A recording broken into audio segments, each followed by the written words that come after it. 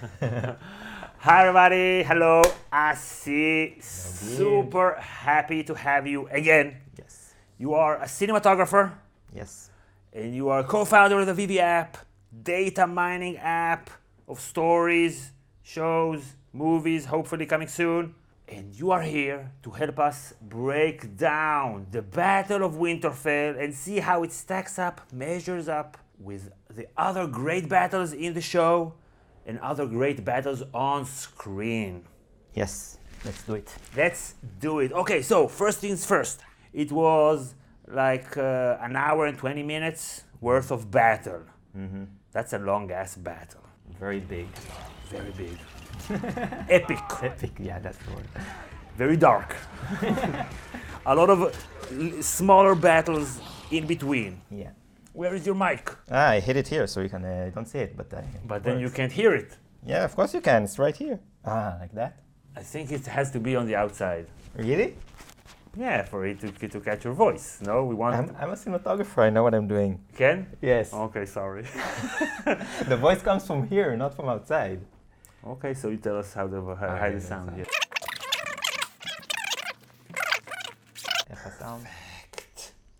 So it was a very epic battle, a lot of characters. It's a very big task. I think actually they did a very good job in several places.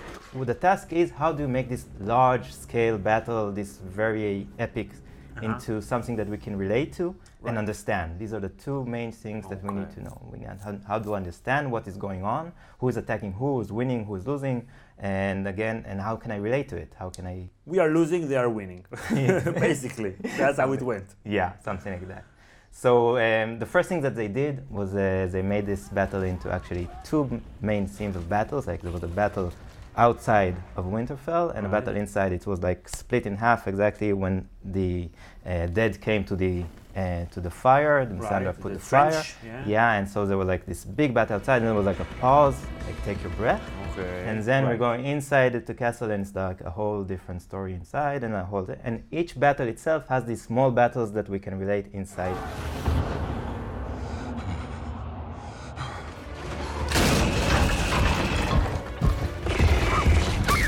And we can understand what's going on. The best part of this battle was actually the suspense in it. Like it was almost... before you saw the zombies coming in. Yeah, and also when in the library, for example, like most of this battle was actually shot and directed as a horror film, actually. Like making suspense and making something that you're like, how do you make someone afraid of one thing that he doesn't know what it is and where it is and what it is and what's going on. Right. It reminded me, the library part reminded me a little bit of Jurassic Park 1. Yeah.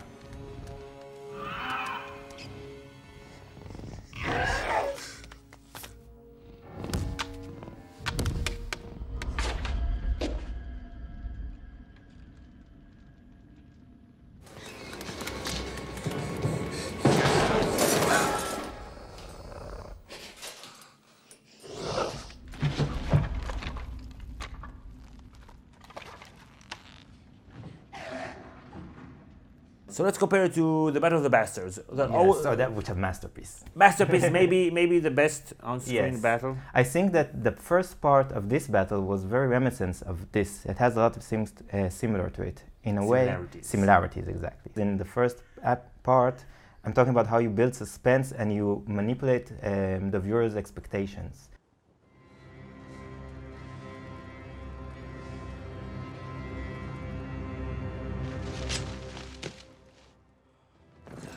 And how you make the viewers believe that okay, everything is going to be all right. Like you make them hope that okay, the thing is like now we have hope. Right. And then once you get that hope, you crush it down and you make them like. So you're talking about the flaming Melisandre swords. comes to save the day. She makes the swords and there's like this very happy. Like you feel okay, maybe you have a chance. Like the light and everything, everybody's like. And then the lights go out. I think that is one of the most beautiful analogies of this battle. It was like how they're like going with these flames, and then the flames dwindle out, and it's like the hope is dwindling out, and with the characters, like playing with your hope, and then you have this wave of disaster like coming on this day, and then all chaos like broke out, and so we need to talk about Private Ryan, for example, and how... Maybe set the standard for chaos in battle. Yeah, actually, Private Ryan is more of the reminiscent of the realism of the battlefield. I mean, how we shot it and how it was done. It was done with the idea of like making it as real and putting you as a viewer inside how it feels to be inside this experience, this war, this chaos, and this death all around you.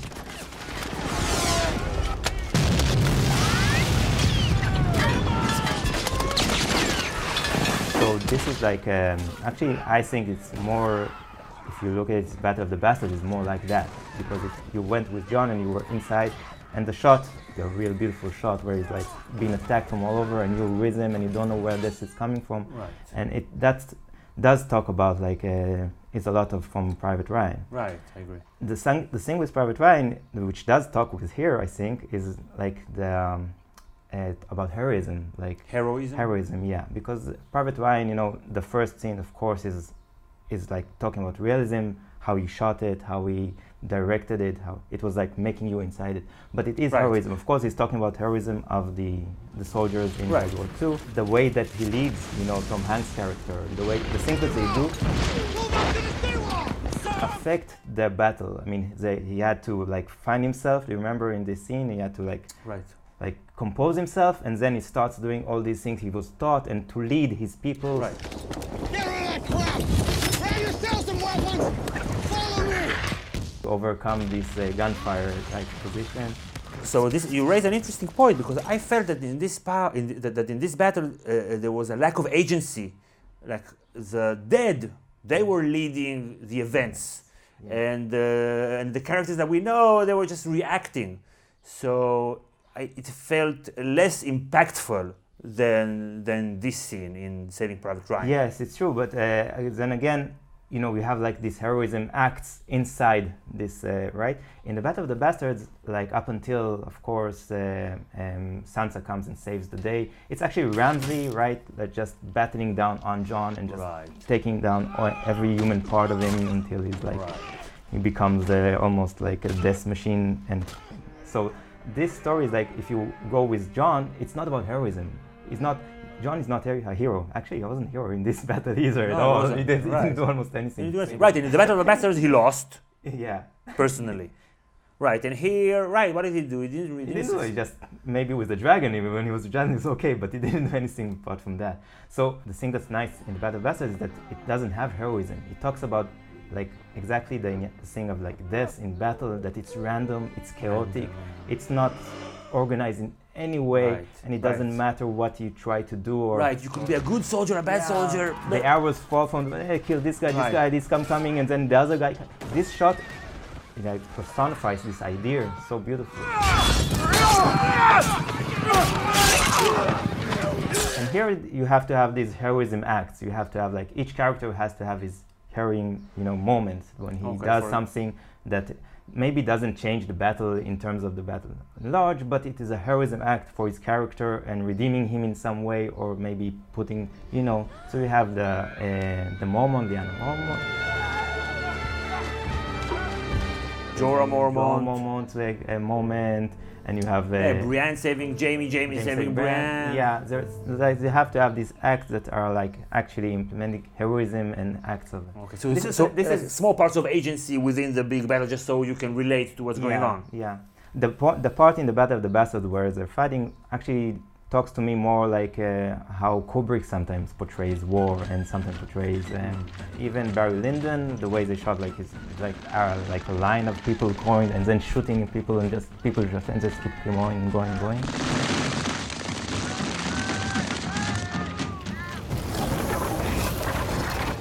And then even in Full Metal Jacket, like death is so chaotic. A random kind of thing that Metal Jacket, you have Joker, which is like he has the peace symbol. He's like trying, like Jon a bit, you know. He doesn't want to fight. But he finds himself in this chaotic situation, and then the world and the situation makes him do things that maybe he wouldn't have done. The world impacting the character, not the character impacting the world. Okay, so there was a moment in this battle that reminded me of the famous battle at Helm's Deep, when Melisandre came out and they were just like giving her way to light the fire.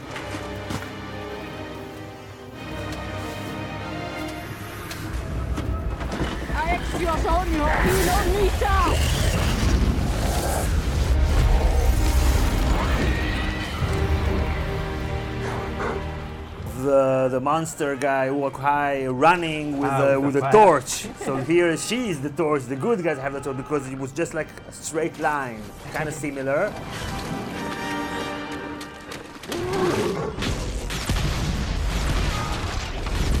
But here is the good guys versus the bad guys. Just like you were telling me that there was there's like a term for this battle, like the pyramid.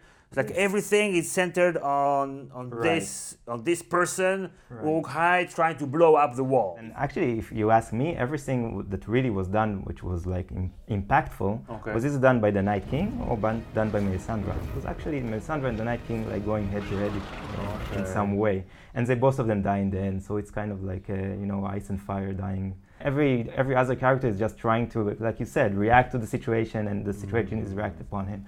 But Melisandre is like doing something very active and actually impacting the battle with when she makes this fire, when she comes, like she's giving hope.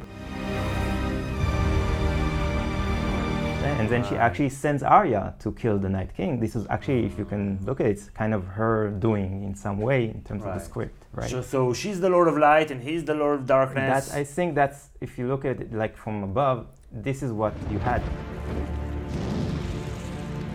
And this was also from the Battle of the Gold Road, actually, right? The dragons are portrayed as kind of like war machines in terms of like airplanes with like bombs and stuff. It's like very kind of apocalyptic kind of, very apocalyptic kind of imagery. After this, these two tension parts, right, in the library and in the beginning with the Dothraki, the parts in between were very confusing, I think, because there were so many characters. Like it says, guys in the dragons, and then you're going back. And this is very hard for someone to just like understand what's going on and to go with it, like with the story. And you think this is a knock on the battle, or maybe it was part of their aim, just like a battle? It's confusing. This is confusing. The chaos of battle. Yeah. Again, I think like, for example, going back to Battle of the Bastards, also that was like, the battle is confusing and stuff, but you were really with him because there was one character with one storyline that you understood. Also in Hard Home, there was something, so there was a war with a battle with the zombies, but there was also something personal. Yeah. He was trying to make them understand that there was a danger and trying to make peace. No, Hard Home is a very good point, but I want to ask you about Hard Home. Who do you think is the main anchor point of emotion in this battle scene? I think that you are aiming to this fine actress from Borgen. Yeah, that's beautiful. That's a beautiful way of taking a battle. And that battle, you had so many things you need to make understood, right? You have to make, okay, Jon is coming. You have to make the geography to understand because they're going to take them back to sea. So you have to understand that there's a wall and there's people going on. You have to send Jon, is in with wildings, what's his relationship, what's it, this one's going. A lot of information has to be packed into this thing, right? And if it was just that, just bringing the information, people like going bang, bang, bang, and like, yelling and stuff, you won't connect to it. You won't connect to it emotionally. And then they brought this character, right? Gunnar is gonna look after you. She's in charge. You listen to her. I want to go with you. I need to get the old folks on the boats. I'm right behind you, I promise. Well, that's a great idea, like taking, and you don't need a lot for to have like an emotional anchor for battle scenes or for scenes at all. This is like, we talked about Potemkin. That's exactly this. What is Potemkin then? Like, okay, so Griffith was the first one to make a battle scene as we know it, like for shooting, like with 100 extras. He had like, this was in The Birth of a Nation, like of course, this is like the beginning of battles in cinema, right? The point, patient zero, right? And then this was 1915, I believe, and 1925, like 10 years something later, Eisenstein made Potemkin, and this was a depiction of a battle which was something completely different. It's like he took the words, the things that Griffith invented, like this language that he invented, and made like actually wrote like wrote poetry, like made sentences in poetry with it, how he edited it, how he made it. How do you mean? So the first thing is like, he did exactly what we're talking about now. He made, how do we make the viewer understand what is going on. So he made like how the soldiers are coming from left to right and the people are running from left to right. And this is like things that he invented, that of how to make someone understand who is where and what is going on every moment. Okay. And the second beautiful thing that he did was like taking like these small emotional stories, like this character from Hard Home, and putting this inside this situation. So you understand the geography and then you connect emotionally.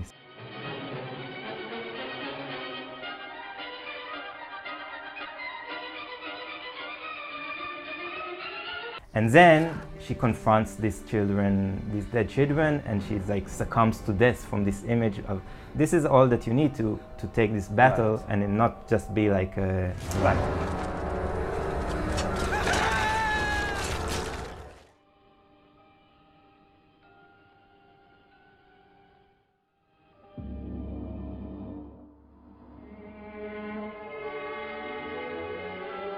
So that, of course, the baby carriage, which is like the ultimate like imagery, like falling down.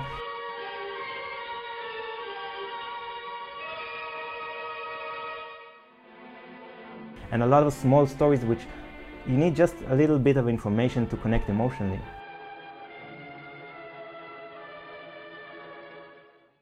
My point, maybe a criticism that I have on this battle is not so much for the director, but like the story around it. Like, so in Hard Home, there was a conflict, an interesting conflict.